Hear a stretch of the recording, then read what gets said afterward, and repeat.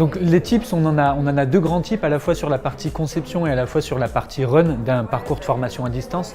Sur la partie de conception, il faut pour nous avant tout penser ces contenus de formation adaptés pour un usage sur mobile. Il faut également que ça soit accessible sur smartphone et tablette. On parle dans ce cas-là d'une logique ATAWAD, Anytime, Anywhere, Any Device. Il faut que vous soyez entouré des bons experts, des experts tendance, des experts qui vont vous donner des sujets de fond de qualité. Il faut également de la modernité, que ce soit dans vos titres, dans les titres que vous adressez. Aujourd'hui, vos apprenants ont peut-être envie de parler de mindfulness, ont peut-être envie d'entendre parler également de QVT, de well-being at work. Donc il est important d'avoir de la modernité dans les titres, dans les contenus.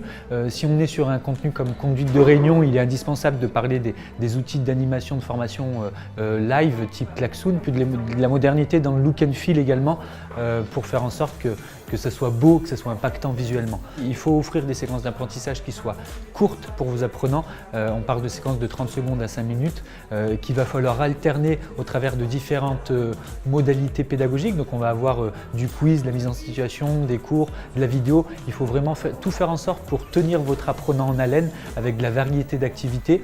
L'approche storytelling est également importante.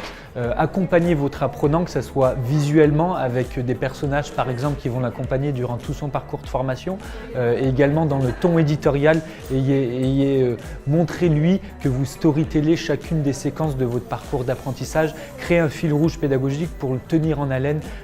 Voilà, c'est quelque chose qui nous semble important. Et puis enfin une logique de personnalisation, faites en sorte que ces contenus reflètent vos cultures, votre culture, vos valeurs, à minima en mettant votre logo, au mieux en adaptant certains éléments de contenu à ce qui se passe vraiment chez vous pour que vos apprenants puissent vraiment se sentir chez vous.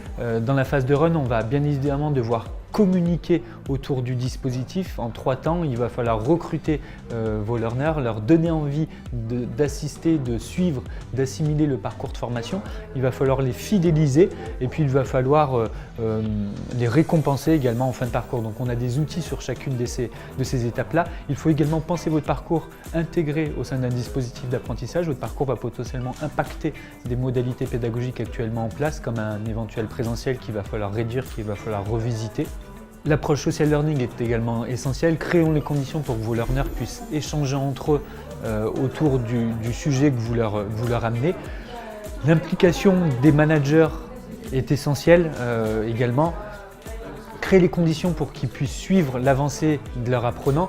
Créer également les conditions potentiellement pour les impliquer en amont dans la construction de vos modules pour qu'ils puissent se l'approprier encore davantage et suivre au mieux. Et puis enfin, on va penser au KPI avec cette logique d'apporter un ROI au parcours que vous avez créé.